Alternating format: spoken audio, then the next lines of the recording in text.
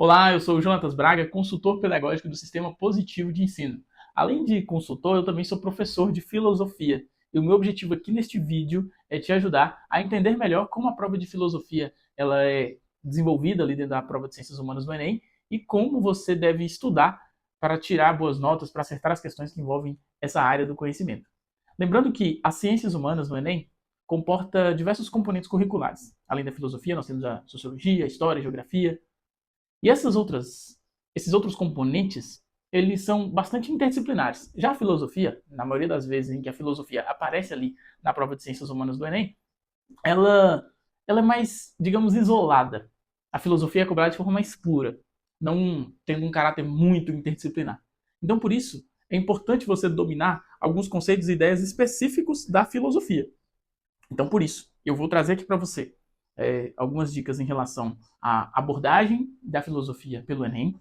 Vou te explicar alguns conceitos fundamentais que são indispensáveis para você ler um texto filosófico e interpretar bem aquele texto e responder a questão de maneira correta. E depois eu vou falar as principais características, as principais ideias dos dois pensadores mais cobrados no Enem até hoje. Então fica até o final do vídeo que com certeza você vai sair daqui com algumas orientações e dicas bem relevantes para que você tire uma boa nota em Ciências Humanas.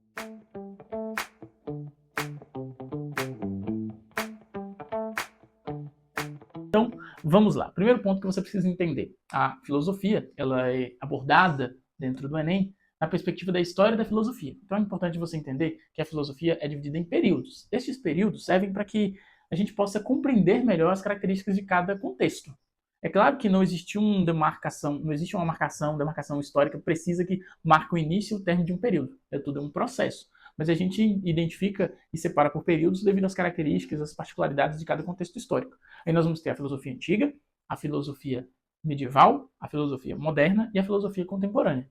Nessas etapas aí, nestes momentos aí, eu quero que você dê uma ênfase grande para a filosofia moderna, ou seja, as ideias produzidas entre o século XV e o século XVIII.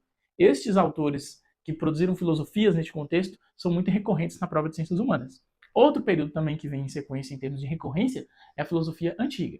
Aí, atenção, a filosofia antiga ela é dividida em 3 períodos, subperíodos, digamos assim. Nós temos a filosofia pré-socrática, em que os filósofos buscavam compreender a natureza, os filósofos buscavam identificar qual é o elemento que dá origem a tudo, ou o elemento que compõe tudo que existe. E nós temos também o período socrático, que é o período clássico da filosofia, que conta com a atuação de Sócrates, Platão e Aristóteles. E depois nós temos o período helenístico. E neste contexto se destaca as filosofias de vida que buscavam a felicidade, como epicurismo, estoicismo, cinismo, ceticismo. Então, a filosofia antiga também é muito recorrente, tá? Mas é importante você entender essas características, porque tem questões que apenas você dominando essas características você consegue acertar. Então, nós temos a filosofia medieval, que é marcada por uma forte influência do pensamento cristão dentro da produção filosófica, e aqui destaque para as ideias de São Tomás de Aquino e as ideias de Santo Agostinho. São Tomás de Aquino vem muito influenciado pela filosofia de Aristóteles e o Santo Agostinho muito influenciado pela filosofia de Platão. Então, esses autores buscaram combinar fé, a teologia, com a razão, com a filosofia clássica. E aí buscavam identificar elementos e argumentos para, por exemplo, justificar a existência de Deus, entender a origem do mal, explicar a legitimidade dos governos. Tudo isso associado com a religião. Lembrando que, nesse contexto, na filosofia medieval, a filosofia está subordinada à fé. E depois nós temos a filosofia moderna. Este momento é marcado pela forte influência da razão, do pensamento e do método científico. É importante darmos ênfase a um renascimento, a retomada dos valores clássicos, darmos uma importância fundamental para o iluminismo, que é um movimento cultural, intelectual e político que vai valorizar muito a liberdade, vai valorizar muito a racionalidade e, obviamente, no contexto mais amplo da modernidade, a filosofia antropocêntrica. O antropocentrismo parte do princípio que o homem é o centro de tudo, e não mais Deus, como era na idade medieval, no período medieval. E depois nós temos a filosofia contemporânea, que aí nós vamos destacar as reflexões de filósofos como Sartre, como Michel Foucault, Albert Camus, e também Hannah Arendt, por exemplo. Na filosofia contemporânea, eu quero te chamar a atenção para o pensamento existencialista. O existencialismo é uma corrente filosófica muito ampla. Os filósofos têm perspectivas diferentes sobre a existência humana, mas todos partem de um mesmo princípio, que a filosofia deve se ocupar com a existência do indivíduo. A existência humana, que é marcada pela liberdade, que é marcada pela responsabilidade, que é marcada pela busca por sentido. Então eu quero te chamar a atenção para o pensamento de Sartre, que afirma que o homem está condenado a ser livre. Ou seja, ele nasce e ele tem que escolher todos os dias, e as suas escolhas vão colaborando para a construção da sua essência, que vem depois da sua existência. Existencialismo ateísta e materialista de Jean-Paul Sartre. E agora, eu quero chamar a atenção para os conceitos filosóficos. Eu separei 5 conceitos que são indispensáveis para quem vai fazer o Enem. Metafísica. O que é metafísica? Metafísica para a filosofia é o estudo daquilo que está para além do físico, do material. Então, por exemplo, quando Platão está buscando compreender o mundo das ideias, ou seja, um mundo que está para além deste mundo, é algo metafísico. Quando Aristóteles está buscando compreender a essência das coisas, isso é uma discussão metafísica. Ok? Outro conceito importante é o conceito de dialética, que ele tem significados diferentes ao longo da história da filosofia. Por exemplo, em Platão e Aristóteles e Sócrates tem um sentido. Já na filosofia contemporânea tem outro sentido. Karl Marx, filósofo que vê uma perspectiva dialética, ele entende a dialética como uma luta de classes. Entenda que dialética significa etimologicamente jogo dos opostos. É um embate. Agora, na filosofia de Sócrates, por exemplo, em que ele usa um método dialético para produzir a sua filosofia, ele constrói esse método a partir de perguntas. Então a dialética aqui está nas perguntas, no confronto de ideias. Outra palavra importante que eu quero que você lembre é arqué.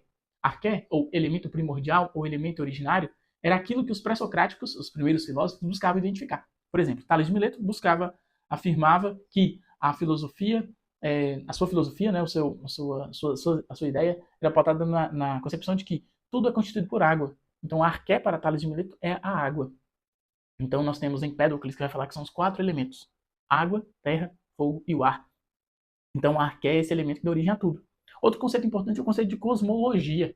E não confundir cosmologia com cosmogonia. Cosmologia é a filosofia, é a produção filosófica, é a investigação racional sobre a origem de tudo que existe, a origem da natureza. Já a cosmogonia é a narrativa mítica, é o mito, é a narrativa mítica sobre a origem de tudo. Tá? Então os mitos cosmogônicos falam sobre a origem do mundo, do universo, do cosmos. E outro conceito que eu quero que você fixe aí é o conceito de ontologia. Ontologia é o estudo do ser. Por exemplo, quando Heráclito e Parmênides estão debatendo o que é o ser, Heráclito falando que o ser é o movimento, e Parmênides lá no período pré-socrático, esses dois. E Parmênides falando que o ser é imutável, marcado pela imutabilidade, eles estão fazendo uma discussão de base ontológica. Então esses conceitos aí podem te ajudar muito na prova de Ciências Humanas do Enem. E para fechar o nosso vídeo, eu quero destacar as reflexões de 2 pensadores, René Descartes e Nicolau Maquiavel. Estes autores são os mais citados no Enem até hoje. Descartes, filósofo considerado o fundador da teoria do conhecimento na modernidade, do método cartesiano aí, ele é um teórico que vai buscar, através da dúvida, chegar a uma verdade. Ele atribui a ele aquela célebre frase: penso, logo existo. Porque ele questionou tudo. A única coisa que ele não questionou é que ele podia questionar. Se ele questiona, ele pensa. Se ele pensa, ele existe. Ele chegou a questionar até a própria realidade. Mas ele afirmou que ele deixa esse questionamento de lado e ele afirma que essa é uma certeza. Que ele pode pensar, que ele pode questionar e, portanto, que ele existe. E importante lembrar que, para Descartes, a dúvida é um meio para chegar ao conhecimento verdadeiro. Então é por meio da dúvida que eu elimino as falsas ideias e chego à verdade. Descartes está dentro de uma área do conhecimento que é a área da filosofia que chamamos de teoria do conhecimento ou epistemologia. Uma área que busca compreender quais são as origens das ideias, do intelecto, do pensamento. E ele afirma que o conhecimento verdadeiro deve estar baseado na razão. Então Descartes é um filósofo racionalista. E Nicolau Maquiavel, filósofo e considerado também o pai fundador da política moderna, da ciência política moderna, escreveu várias obras, dentre elas um clássico da teoria política, que é O Príncipe, onde ele traz ali uma série de conselhos práticos direcionados ao governante que tinha o objetivo ali, né, de conquistar e se manter no poder. Em Nicolau Maquiavel, eu quero chamar a atenção para 2 conceitos: virtude e fortuna. Virtude está associado à habilidade, à estratégia, e fortuna ao acaso. Tudo aquilo que não está no campo do domínio do sujeito. O indivíduo, ele não escolhe tudo que vai acontecer em sua vida, mas ele escolhe como vai reagir diante dessas situações. Então, não confunda a virtude de Maquiavel com a virtude cristã, que diz respeito a um conjunto de valores e princípios morais. A virtude em Maquiavel é a estratégia para agir de maneira mais eficiente diante das situações que a vida vai te impor. E lembrando que ele está falando especificamente no campo da política. Importante lembrar também que Maquiavel, ele não explica a política como ela deveria ser, como Platão fazia, como Aristóteles fazia. Ele explica a política como ela realmente é. Ok? Espero que você tenha gostado das dicas que eu trouxe aqui. Muito obrigado pela sua atenção, por ter acompanhado o vídeo até agora. E te desejo uma excelente prova. Valeu!